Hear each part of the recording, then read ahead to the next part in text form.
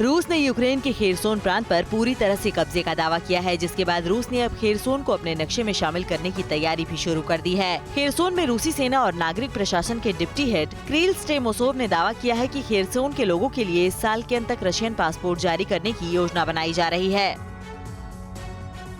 यूक्रेनी आर्मी ने बीती रात रशियन धरती पर जोरदार बमबारी की है। यूक्रेनी बॉर्डर से सटे रूस के बेलगोरोड इलाके में पूरी रात जोरदार धमाकों की आवाजें गूंजती रहीं। रिपोर्ट की माने तो यहां यूक्रेनी हमलों के बीच रूस के एयर डिफेंस सिस्टम ने भी मोर्चा संभाल लिया, जिसके बाद यूक्रेन से फायर हुई कई मिसाइल्स को आसमान में ही ढेर कर दिया गया। मारियोपोल के अज़ोवस्टर प्लांट में रशियन हमले लगातार जारी हैं। प्लांट के भीतर मौजूद एक यूक्रेनी कमांडर ने रूसी बमबारी के बीच बदतर होते हालात का वीडियो शेयर किया है, जिसमें हर तरफ आग की लपटें दिखाई दे रही हैं। वीडियो में जोरदार धमाकों की आवाजें भी सुनी जा सकती हैं। यूक्रेन आर्मी के इस कमांडर के मुताबिक प्लांट में फंसे लोगों को जल्द ही नहीं निकाला गया तो उनकी मौत तय है। यूक्रेनी सेना जंगी मैदान में रशियन टैंकों पर जोरदार हमले कर रही है। यूक्रेन ने रूस के एक टैंक को स्टैगुना P anti tank guided missile के जरिए तबाह करने का दावा किया है। यूक्रेनी स्ट्राइक के बाद रशियन टैंक में आग लग गई, जिसमें वो जलकर खाक हो गया। वहीं यूक्रेनी आर्मी ने रूस के एक T-90 टैंक को ड्रोन अटैक में ध्वस्त कर दिया, जबकि एक T-72 टैंक को next generation light anti tank weapon के जरिए तबाह कर दिया। यूक्रेनी रक्षा मंत्रालय ने लुहांस्क रीजन में रूस को भारी नुकसान पहुंचाने का दावा किया है। यूक्रेनी रक्षा मंत्रालय के मुताबिक पिछले 3 दिनों की लड़ाई में उनकी फौज ने यहां रूस के करीब 250 सैन्य वाहनों को तबाह कर दिया और 1500 से ज्यादा सैनिकों को मार गिराया, जबकि बेलोरोगोद गांव के पास नदी पर रूसी सेना के बनाए अस्थायी पुल को बर्बाद कर दिया।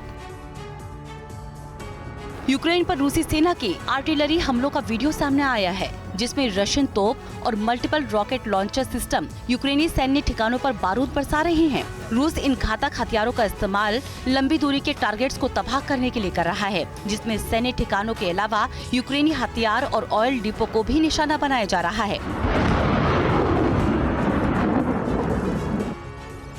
रूसी रक्षा मंत्रालय ने दावा किया है कि यूक्रेन उकसावे के लिए रशियन आर्मी पर बायोलॉजिकल वेपन के इस्तेमाल का आरोप लगाने की तैयारी कर रहा है, जबकि यूक्रेन खुद पश्चिमी देशों के लिए एक बायोलॉजिकल टेस्टिंग साइट बनकर रह गया है। रूसी सेना के रासायनिक और जैविक रक्षा के प्रमुख इगोर किरिप्लोव ने अमेरिका समेत कई नेटो देशों पर यूक्रेन में बायोलॉजिकल प्रोजेक्ट चलाने का आरोप लगाया है।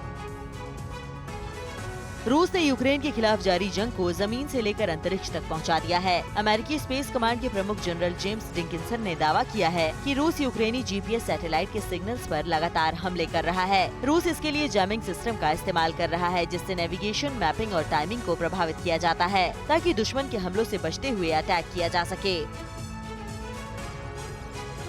78 दिनों से जारी युद्ध में यूक्रेनी अर्थव्यवस्था को भारी नुकसान हुआ है। कीव स्कूल ऑफ इकोनॉमिक्स के मुताबिक अब तक की जंग में यूक्रेनी अर्थव्यवस्था को करीब $95 बिलियन का नुकसान हो चुका है। करीब 50 लाख यूक्रेनी नागरिकों की नौकरियां जा चुकी हैं। वहीं जंग की शुरुआत से यूक्रेनी ऑयल डिपो रूसी सेना के निशाने पर रहे हैं। इन ऑयल डिपोज की तबाही से भी यूक्रेन को करीब $227 मिलियन का नुकसान हुआ है।